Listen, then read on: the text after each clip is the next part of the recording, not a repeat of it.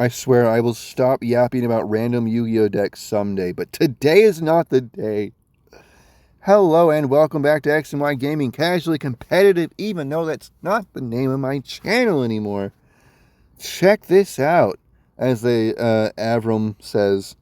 This is look, the Odeon from the show, Rashid, depending on how you know him. He played all these Apophis trap monsters with the Temple of the Kings, and he had Raw for a minute, even though it was fake Raw, and he came out pissed. And this is basically that deck. Now, I really should probably only talk about decks that I made. Let's just come out of the woodworks now and tell you, I neck-decked this. I neck-decked this one. I neck-decked the Yummy. And then I neck-decked my more serious Illusions attempt. Because it turns out my first Illusions deck was not very good. But I digress. It's my YouTube channel. I'll talk about what I want. Today I want to talk about Odeon's trap cards coming in clutch with Ring Dragon of Ra. This deck is not good. Now look, there's an awful lot you can do with this deck, and there is an easy way to get really good advantage on your opponent. And especially if your opponent's not exactly, playing around it or whatever, then yeah, you can have a really easy time. But like, where would you even start? Let's start with Anubis. So like, this thing can't be normal summon or set, and it has to first be special summoned from either your hand or grave while you have 3 or more cards in your graveyard with different names that are Temple of the Kings and or traps, by placing 2 of them on the bottom of the deck in any order. Oh man, that's a lot to think about. While you have 3 or more cards in your graveyard with different names that are Temple of the Kings and or traps. So basically, this one, does this count as Temple of the Kings in the graveyard? The Sun, Temple of the Kings, one of the fields. Okay, no. So, yeah, well, I guess that's really just this, and then everything else would have to be this, and only with different names. Well, anyways, you put 2 back, and then you just summon them out. Whatever. You can also send it from your hand to the graveyard to add 1, the Man with a Mark, which is this fella here. And maybe not more importantly, I only use him for the discard, but once he's on the field, and he's got 3,000 attack, he's not bad. If a spell trap you control is destroyed by a card effect, you can target 1 card your opponent controls and destroy it. I mean, that's not bad, you know. He's an okay beat stick. And he's level 10, which is fine. But I digress. You know, like I said, I'm just discarding him for his summon, for his search, I should say. And then the Man with a Mark on summon lets you take 1 Temple of the Kings or a spell trap that mentions it from your deck and either add it to your hand or send it to the graveyard. And you can only do that once per turn. So while you control Temple of the Kings, and this comes up a lot actually, while you control Temple of the Kings, this card and Apophis monsters you control cannot be destroyed by battle or card effects. Also, Temple of the Kings you control cannot be destroyed by card effects. I remember I was playing this earlier against Dario, and he kept trying to attack over it, trying to use this effect, destroy it, play this, whatever. And he's like, all right, what? I thought it would just be the first one, the first time it's not destroyed, and then do it again, and then he gets destroyed. And I'm like, no, I get it, I get you. That's not how it works.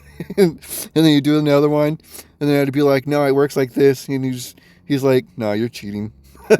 You're just cheating. But anyways, I wasn't cheating. I would only cheat in real life because, when they're like, oh, Dominus Purge says you can't activate fire attribute monsters. Oh, I forgot. Sorry. That's why Edo Pro helps me sometimes, because it'll remember for me. And then then it's bad when I know something is supposed to work a certain way and then Edo Pro doesn't. Anyways, what? Okay, so he takes Temple of the Kings or a spell trap that mentions it. Okay, so he's a searcher, and then we'll just get this out of the way now. Temple of the Kings or the spell traps that mentions it is this, which is Temple of the Kings. This. Treasures of the Kings, which becomes Temple of the Kings. It mentions it. in any spell traps that mentions it. So let's see. I don't see Temple of the Kings here. Here. Or here.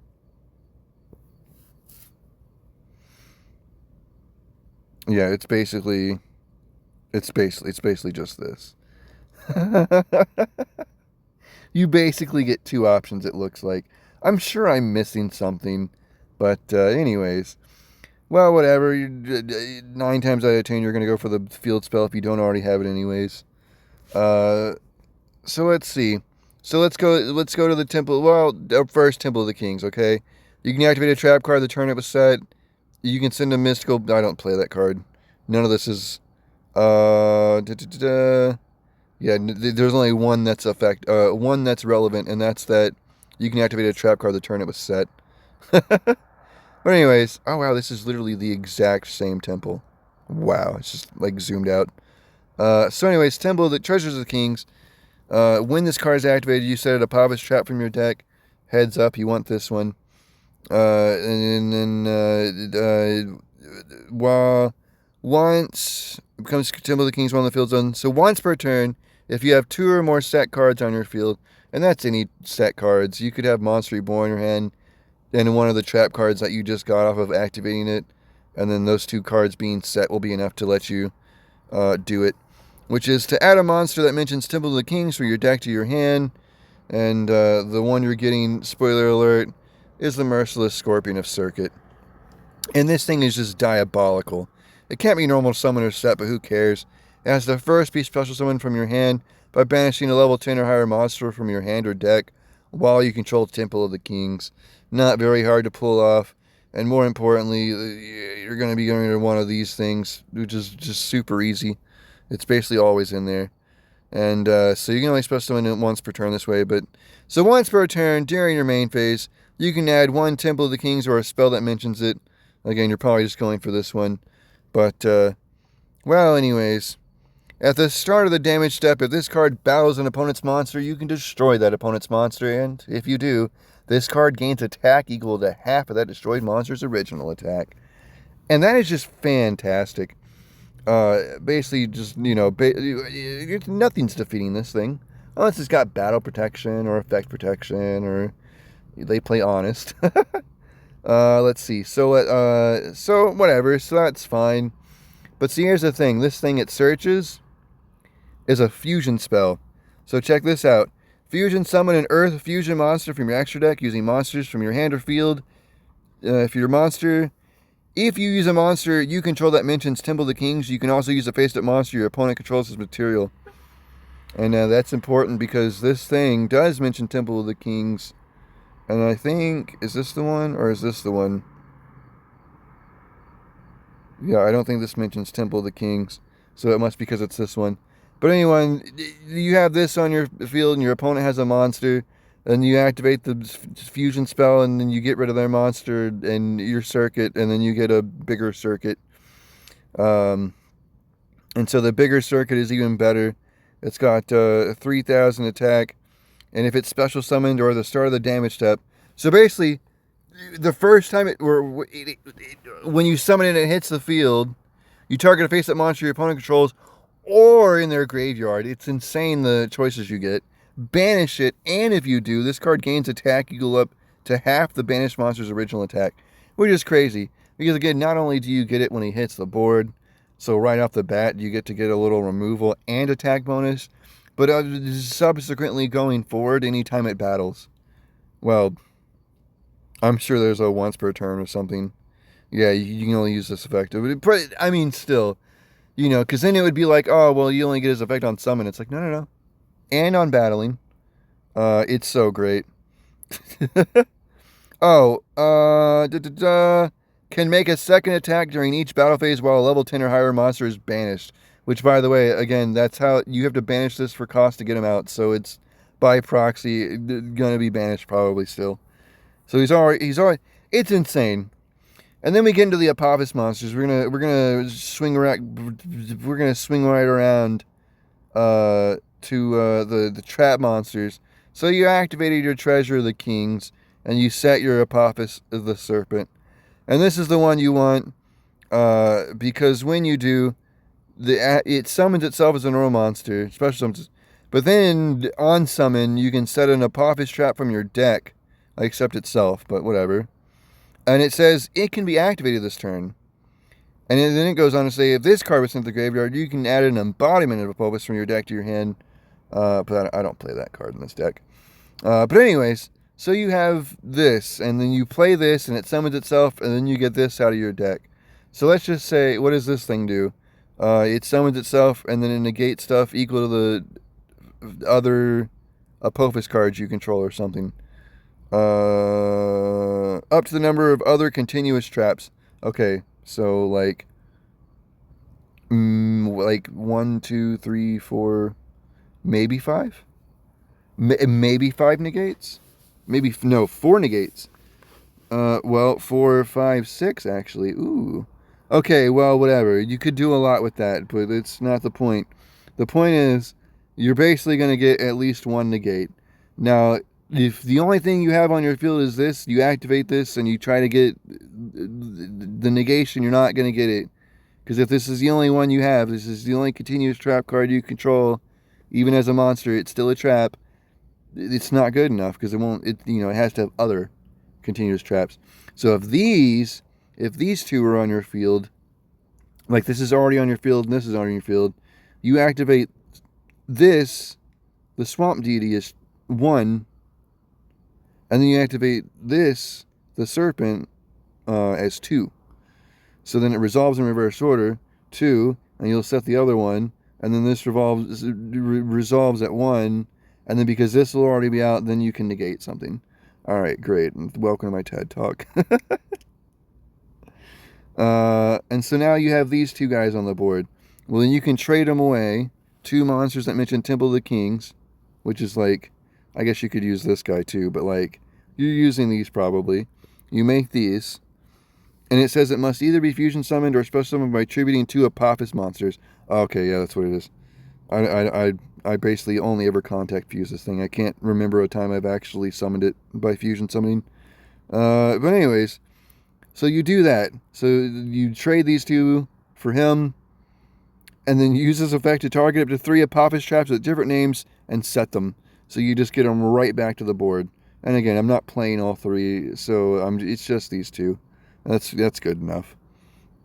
And then also it goes on to say that once return of a trap card is activated, except during the damage step, and it does not specify that you're the one that has to be the activating it, target 1 card your opponent controls and destroy it. Which is just great. Especially if this thing's already on the board while you're summoning something like these 2.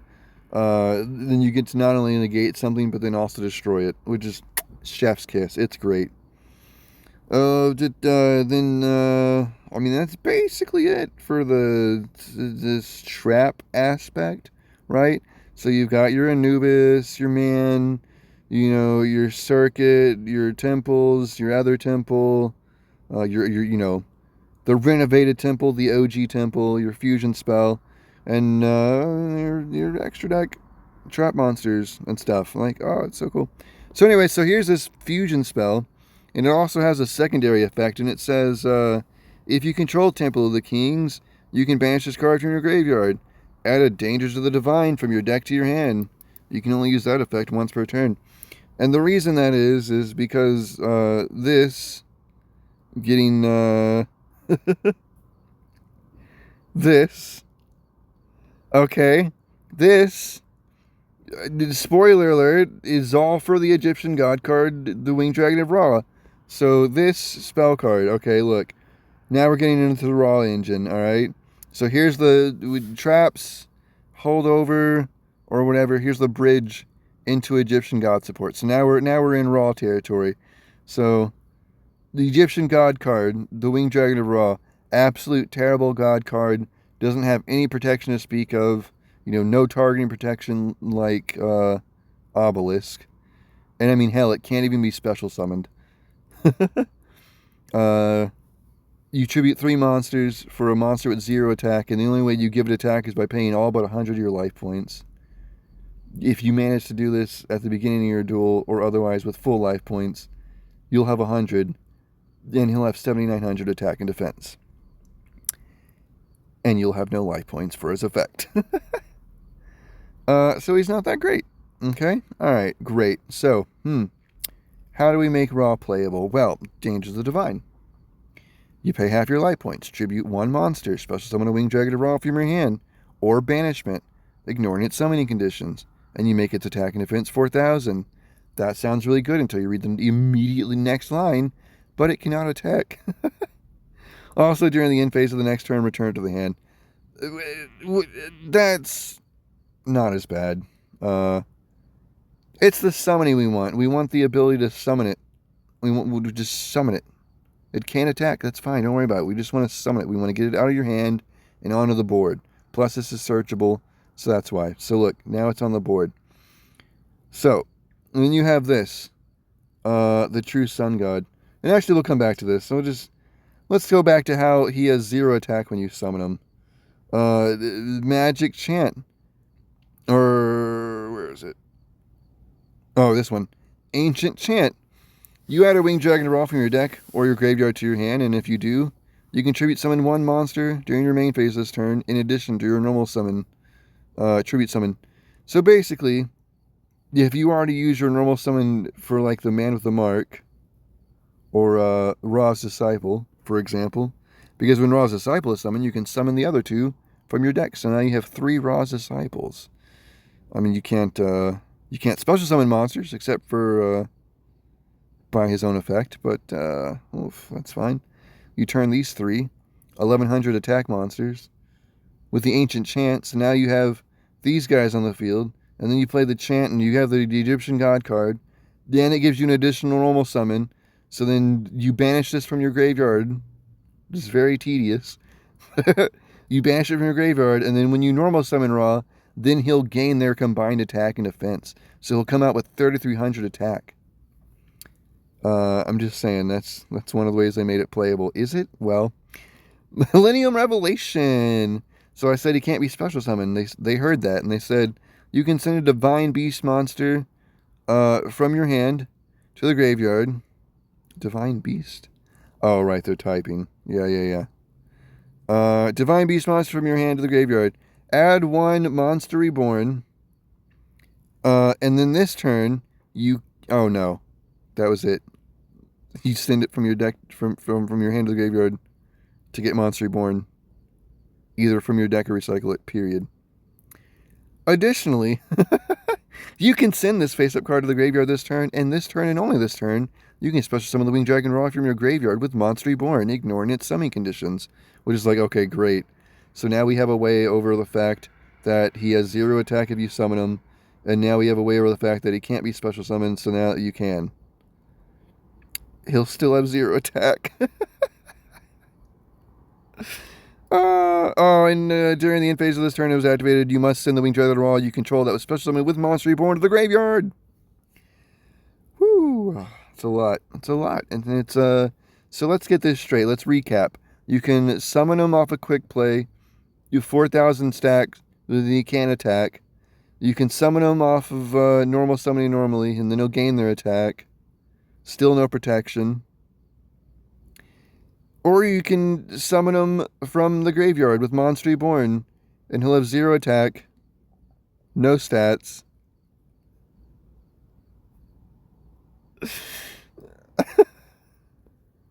And then he dies again.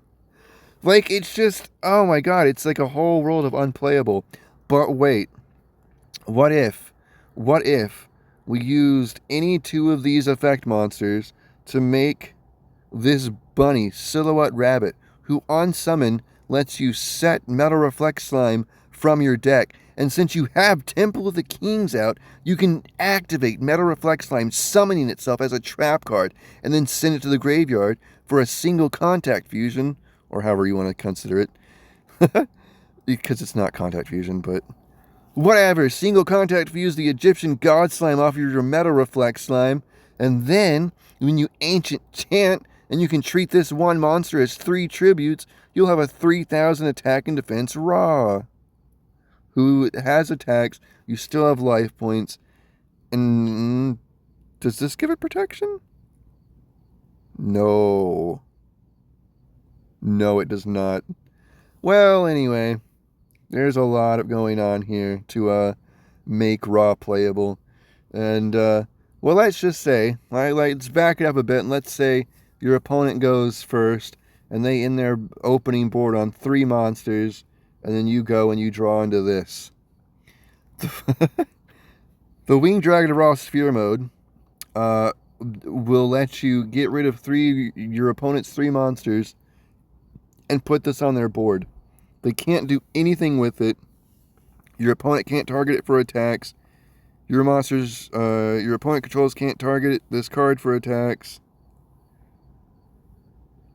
Where is it? Where's the other one?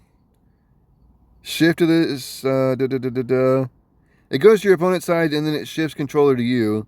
There was another one I thought. But anyways, the important takeaway is once it makes its way back to your side of the field, you contribute it for a Raw, and it comes out of the deck with 4,000 attack and 4,000 defense.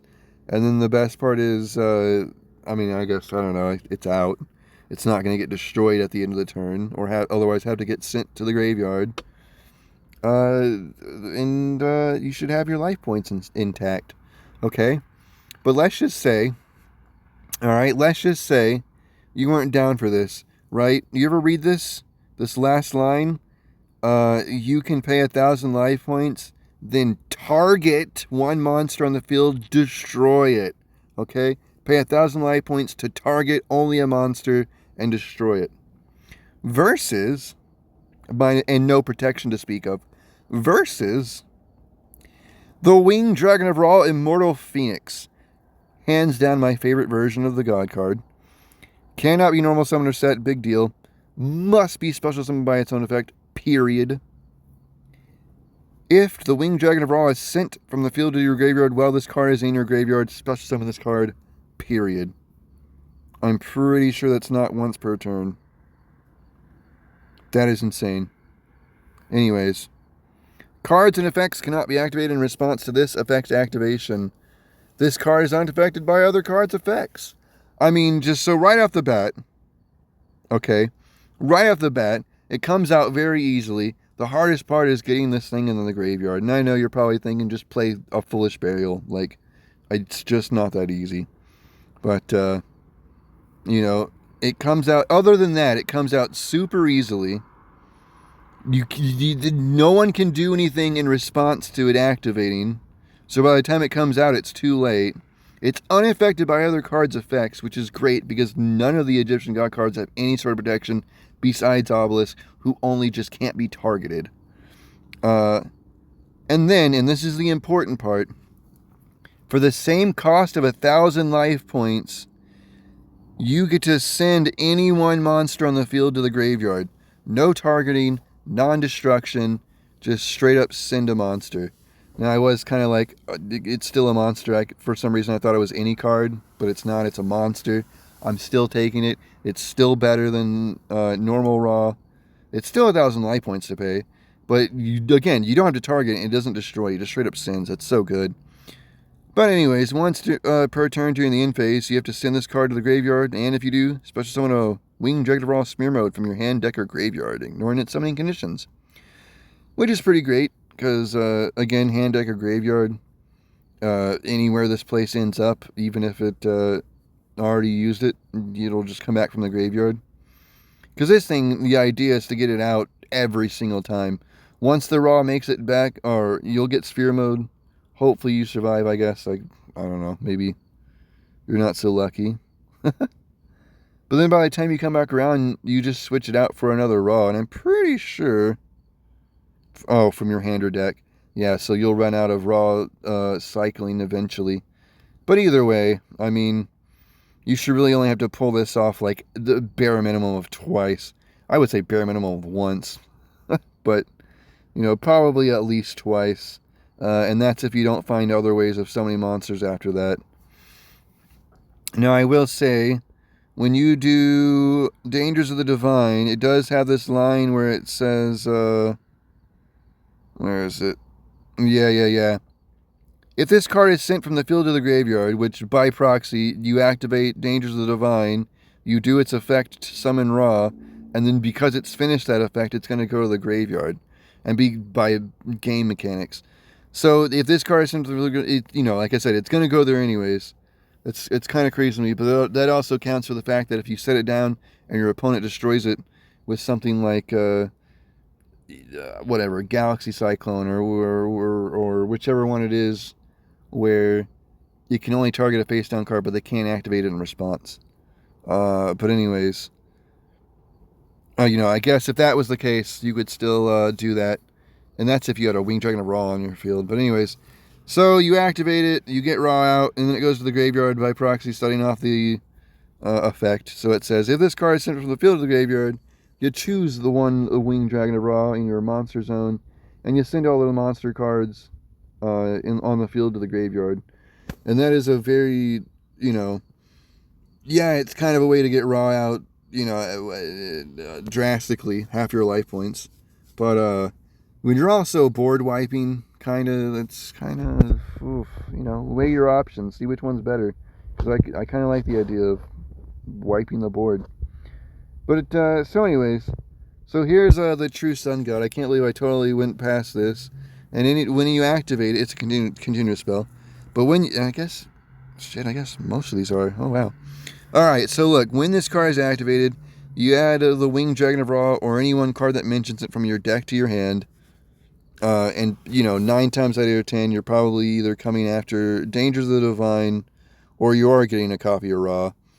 But either way, so look, it says, monsters except Ra can attack the turn they're special summoned. That kind of comes up every now and again. But once per turn during your main phase, you can send this card from the field or Phoenix mode, which is what you need to do.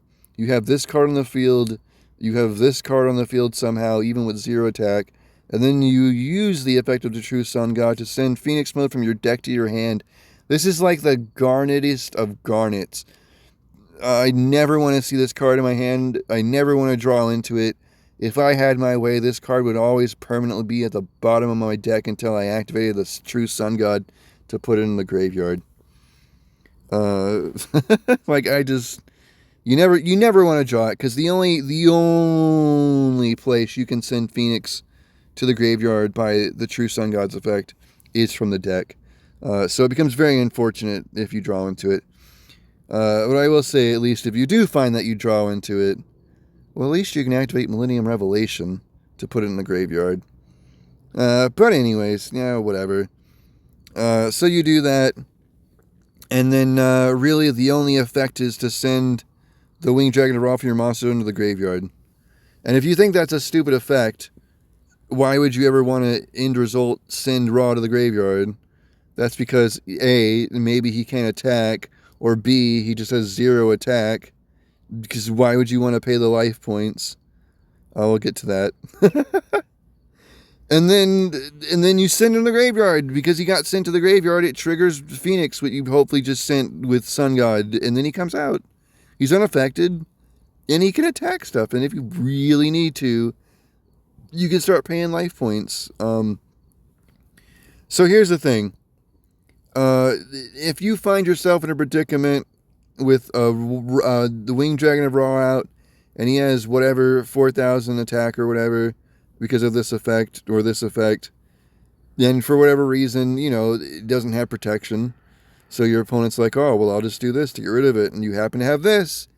You can activate it, the one with the Sun God. This is basically, long story short, if it had 4,000 attack, you use this to tribute it before it gets destroyed, or, you know, whatever your opponent was going to do with or to it. And then you gain life points equal to its attack. So basically, you can use it to avoid destruction or something, because obviously this has no protection, and it was more than likely going to go anyways. So since you can't necessarily stop the destruction, you can at least gain something from it, basically. I don't know. You know, like I said, unless you can negate it with this, I guess. I don't know. By the way, Ghost Sister and Spooky Dogwood is for gaining life points. So let's say this is more... I would say this is definitely a going first deck. You'd really want to go first and set up a bunch of your traps and stuff so you have some form of interaction for the opponent. But if all else fails and they go first, then you can dogwood so that you'll gain a lot of life points. And then the point of that really is just so you can have a bunch of life points to dump into raw. So basically, they summon a bunch of monsters, but it's the first turn, so they don't win or anything. And hopefully, somehow, even though this doesn't stop anything, and chances are, it's not going to definitely stop any plays from happening in terms of them setting up a full board.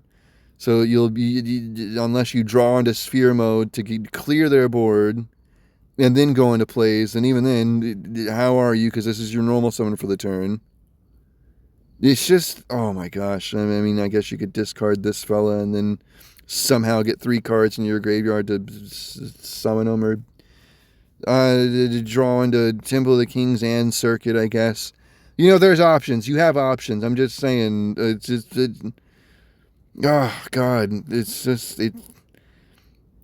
So, anyways, the spooky dogwood girl gives you a lot of life points, and then you somehow manage to find a way to get Raw on board, and you give them all those life points as attack points. And then even if your opponent has like a monster with 4,000 attack, if you gain enough life points, then gain all those life points into attack points, you should have enough attack points to deal lethal damage by rollover. All right, that's the point. That's what I'm getting at. That. This is just supposed to give you that extra edge for an OTK comeback or whatever. I think. I'm pretty sure that's what these... And to be honest, this is a net deck also. But, like, I have actually changed 1 or 2 cards out of this to the better fit my play style. It was like a 41 or 42 card deck or something. And then as I started going through here, I kind of trimmed it down to 40. I think this is the deck that I did that with, or something. Or there was a deck I did that with, and I think it was this one. But well, anyways, you know, this is not the problem. This, you know, and then you got like this, because you know, these are all the trap cards that treat themselves as monsters. So like this one, because it's got synergy with and this one's pretty popular because you can special summon it, and it says once per turn when your opponent special summons a monster while this card is in your monster zone, you can send to the graveyard 1 continuous trap in your monster zone that was special summoned from the spell and trap zone. Negate the summon if you destroy that monster. Jesus Christ, it's so much to word for that. But basically, you're already probably going to have some of these laid, at bare minimum 1 snake out already. So, like, you ever draw into or play this, or if you set it up with a rabbit, you know, you'll probably get the effect off. And then when this card in your monster zone is destroyed by battle, you can destroy the monster that destroyed this card. If your opponent's smart, they'll find a different way to deal with it, but whatever. So I'm pretty sure that's all the cards. You know, you get into the extra deck, there's like, what is Sky Thunder, Double A Zeus, you know, your Super Dreadnought, Rail Cannon, Gustav Max, and Super Dora. You know, burn damage for 1, or what is this one? I guess. Make something ineffective or whatever. You know, just like common things like Pentastack can make one of your high attack monster type piercing, Splittle Knight for dodging things, you got a Light Charmer, summon one of your opponent's light monsters, the Barricade Blocker, what does it say? Where'd it go? Barricade Blocker. Discard 1 card, add 1 containers of filled... Oh, yeah, okay. So you're basically just trying to... Alright. I mean, these are what I would call utility cards, basically. Toolbox cards, basically. Like, yeah, I've got the stuff I want to make. You know, I play my 1 Metal Reflect Slime that I can summon out with a rabbit and then play into the... whatever. Like, sure, there's that. But there's also, like, generic stuff. Like, oh, I have level 10s. I could feasibly make a level 10. Oh, I have the ability to have 2 monsters on the field. Maybe I'll need to pop an oddly specific spell trap that I'm just not drawing into, you know, or I don't know, whatever. Like, I don't know, you know, and then, you know, your side deck is like, oh, well, you know, these dogwoods weren't really doing me too much favor, but as much as I reckon 3 Ash Blossom would. You know, just some common cards you can switch out, and I'm a big fan of cross-out Designator, and, I don't know, there's just a bunch of cards that I really like. These cards are cards that I like, and it's, mostly just I like the fact that you're getting use out of Egyptian God Ra. I mean, my God, there were so many effects on that card that to make them actually feasible, they had to split them up into like, what, 5, 6, 7 cards? 7 plus? Oh, it's ridiculous. But it's what kind of what makes this game fun. You know, I can't imagine them actually printing all the effects of the Winged Dragon of Ra from you know, Yu-Gi-Oh, the show or the manga or however you got it. You know, all the things that card could do on this one card. You know, I don't see that happening. They would run out of room. So it's kind of fun. I don't know. Well, anyways, I just wanted to talk about these cards. I've honestly been having a blast playing them. I mean, anything that lets you feel like an anime character saying things like, "Oh, Winged Dragon of Ra, Phoenix mode." You know, the immortal Phoenix because he's immune to things. You know, summoning Egyptian god slime in 2025. Like, it's fun, it's nostalgic, and it's pretty cool seeing things like Circuit not just coming back with 1 retrain, but like 2. You know, you have a basic retrain and then a new boss monster retrain. You know, is that the terminology for that one? I feel like this for sure is retrain, but I guess this is just a new addition in general. Like, is this a retrain of Apophis? Or are these retrains of Apophis? The world may never know, and God knows I don't know. Anyways, that's about it, and I'll probably shut up now. Thanks for watching. Jesus loves you, and I love you too.